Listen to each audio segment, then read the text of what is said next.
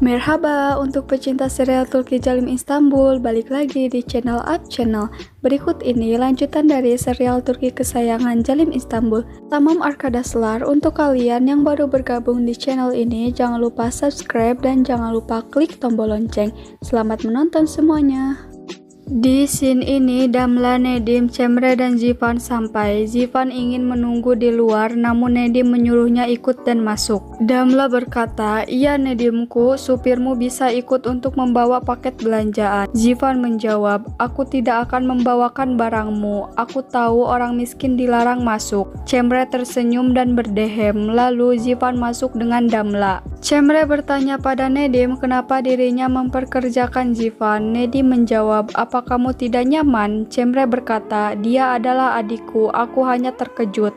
Di scene ini, Neriman berkata, "Aku tidak tahu apa yang kamu katakan pada Seher. Kamu penuh dengan permainan Nyonya Senis." Senis menjawab, "Menantumu mulai memberi makan padamu. Dulu kamu tidak berani berbicara seperti itu padaku." Neriman berkata, "Katakan padaku apa yang kamu bicarakan dengan menantuku." Kemudian Senis menjawab telepon. Neriman terkejut saat mendengar Senis akan memberikan semua saham Nedim kepada Jeng. Senis berkata, "Kita harus menjauhkan Nedim dari perusahaan, bahkan Nedim tidak bisa masuk ke perusahaan. Semua saham di bawah kendali kita, aku tidak akan memberikan 1 sen pun dari perusahaan. Bukan hanya aku, tapi Aga juga berpikir seperti itu. Jangan takut pada Aga, dia menginginkan apa yang kita inginkan, dia mengatakannya sendiri. Nedim bahkan bukan lulusan SMA, dia tidak punya tempat di perusahaan." Di scene ini, Aga dan Ceren berada di bank. Ceren berkata, "Kamu sangat bersemangat Tuan Aga, aku juga akan senang jika aku jadi kamu, tapi tidak untuk uang yang keluar dari kantongku.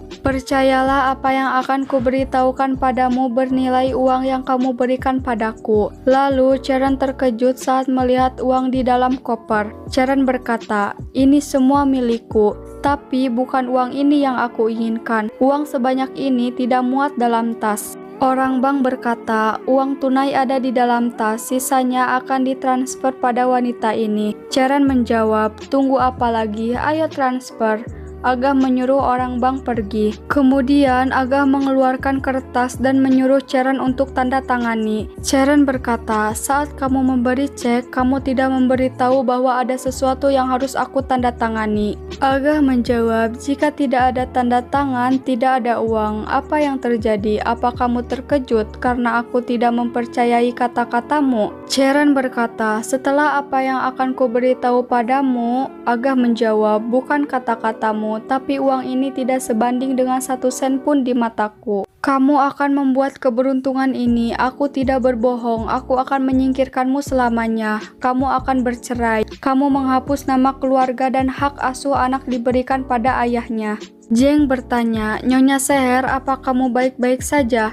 Seher menyuruh Jeng untuk lebih cepat. Jeng penasaran dengan apa yang terjadi. Seher berkata, "Ayahmu yang akan menceritakannya." Aga berkata, "Kamu tidak akan mendapatkan sepeser pun tanpa menandatangani kontrak itu." Ceren menjawab, "Kamu tidak hanya membawaku keluar dari hidupmu, kamu mengasingkanku lagi. Aku akan melahirkannya di Amerika, kemudian kamu membawa bayiku ke sini. Aku akan berada di sana sendirian, jauh dari bayiku, keluargaku, semua orang. Bahkan aku dilarang kembali ke negaraku sendiri, dilarang mengambil nama belakangmu. Ini gila." Lalu Aga menutup uangnya. Ceren menahannya dan berkata, "Tidakkah kamu bertanya-tanya apa yang akan aku katakan? Kamu bahkan tidak ingin mendengarnya. Kamu tidak percaya padaku." Aga menyuruh Ceren menyingkirkan tangannya. Ketika Aga menutup kopernya, Ceren setuju untuk menandatanganinya. Orang bank tidak memperbolehkan Seher dan Jeng ke atas. Jeng menyuruh Seher menceritakan apa yang terjadi. Orang bank tetap tidak mengizinkan Seher. Seher berkata, "Kamu mengambil putriku. Putriku ada di atas bersama pria itu." Jeng terkejut. Orang bank berkata, "Nyonya Ceren mempunyai pekerjaan khusus dengan ayahmu." Seher mengancam untuk menelepon polisi. Orang bank akan melaporkan kembali Seher. Seher berkata, "Senis Karacay mengirimku ke sini." Ceren menandatanganinya sambil menangis. Ceren berkata, "Dari kekayaan yang telah kamu berikan padaku, aku akan lebih mahal Tuan Aga. Aku bersumpah. Kemudian Seher datang. Cheren terkejut. Agah bertanya, bagaimana kamu menemukan kami, Nyonya Seher? Seher merebut kontrak itu dan membacanya. Cheren berkata, kamu terlambat. Aku sudah menandatanganinya. Aku mendapatkan uang itu, Bu. Seher menjawab, kamu melakukan ini. Kamu menandatanganinya kan? Sambil merobek kontrak itu lalu melemparkannya pada Agah. Cheren menangis dan berkata, Ibu, uang ini akan menyelamatkan hidup kita. Seher menyuruh Cheren keluar. Seher berkata, tidak tahu malu. Cheren mengancam Jeng. Cheren berkata, rahasia kecilmu ada di ujung lidahku. Aku ingin uang itu. Saat Senis sedang menunggu telepon berdering, Agah meneleponnya. Senis berterima kasih pada Seher. Senis menjawab teleponnya dan berkata, aku akan memberitahumu sebelum kamu bertanya. Ya, aku merusak permainanmu. Aku menunggumu di kafe pantai. Di scene ini, Damla membuat Nedim kelelahan karena terus menyuruhnya berganti pakaian. Cemre dan Zivan merasa bosan. Damla merekam semua aktivitasnya. Nedim berkata, apa ini oke? Ayo, sudah berakhir, cukup. Damla menjawab, lihat ini sangat keren. Kamu bisa membuat terobosan baru untuk gaya kancingmu. Mari kita lihat beberapa warna lagi. Nedimku, kamu mengacaukan videoku. Apa kamu akan memakainya lagi dengan benar? Lalu Damla menyuruh Cemre untuk membenarkan kancing Nedim. Cemre dan Nedim terkejut. Damla terus mengomel. Lalu Zivan datang dan dia akan mengancingkannya. Damla melarangnya karena Zivan tidak boleh masuk ke story Instagramnya. Damla memaksa Cemre untuk melakukannya. Nedim dan Cemre menjadi salah tingkah sementara Damla merekamnya. Jeng terus mengingat kata-kata Cheren di bank. Kemudian Jeng menelepon Cemre, namun Cemre meninggalkan telepon di kamarnya. Nurten membawa telepon Cemre dan memberikannya ke Neriman. Nurten memberitahu bahwa Jeng menelepon. Saat Neriman mau menjawab, Jeng langsung berkata, halo Cemre, apa yang diketahui adik sialan itu darimu? Apa dia belajar sesuatu? Halo Cemre, apa kamu mendengarku? Kemudian Jeng mendengar suara Nurten bahwa Neriman yang menjawab teleponnya. Jeng langsung menutupnya. Neriman marah pada Nurten. Kemudian Jeng menelepon Damla. Di scene ini, Cheren terus bertanya kepada ibunya karena Seher tidak mengatakan apa-apa. Seher berkata, apalagi yang aku bisa katakan? Putriku yang mencoba menjual bayinya sendiri. Jika pria itu seorang kriminal, kamu adalah penjahat. Lalu Seher pergi. Agah berkata, bagaimana kamu melakukan itu Senis? Kenapa kamu memberitahu Nyonya Seher tanpa berbicara denganku? Senis menjawab, apa aku punya kesempatan untuk menghentikanmu sendiri? Maukah kamu mendengarku? Buka pikiranmu Agah, kamu memberi cek kosong pada gadis itu. Bukan dari perusahaan, tapi dari kamu sendiri. Apa kamu sadar malapetaka apa yang akan datang? Agah berkata, bagaimana jika aku melakukannya Senis? Kedamaian akan datang. Perselisihan tidak akan ada lagi di keluarga kita. Ku bilang, biarlah kita menggunakan uang kita. Aku orang kaya, Agah Karacai. Aku tidak bisa mengatasi nafsu gadis itu atas uang. Aku akan meludahi mulutku. Aku mencoba membeli bayi yang belum lahir dengan uang. Itu sama sekali tidak pantas untukku. Itulah satu-satunya solusiku. Kamu juga tahu keyakinan gadis itu adalah uang. Dia tidak peduli dengan suami atau anaknya yang belum lahir. Sejak itu hati nuraniku kurang baik. Aku tidak bisa membuat ibunya menonton sisa video putrinya yang dia tonton. Aku tidak perlu malu lagi. Andai dia tahu bagaimana dia menatap putraku di depan suaminya tanpa malu. Senis menjawab, kamu tidak bisa melakukannya Agahku, baik kamu ataupun aku. Kita tidak bisa melakukan gerakan murahan seperti ini. Bisakah kamu menutup topik ini? Semakin aku memikirkan putraku, aku merinding. Agah berkata, apa yang kita lakukan? Bagaimana kita menyingkirkan masalah ini? Senis menyuruh Agah menyerahkan masalah Cheren kepadanya. Senis akan menyingkirkan dia dengan caranya sendiri. Seher dan Cheren pulang. Cheren memohon pada ibunya untuk tidak memberitahu siapapun. Seher menyuruh Cheren masuk ke rumah. Neriman bertanya pada Cheren dari mana dan apa yang dilakukan Cheren. Cheren menjawab, selesai, semua uangnya hilang. Aku sangat dekat, semuanya ada di tanganku. Itu ada di antara jariku, tapi hilang. Ibuku bergandengan tangan dengan penyihir merah itu.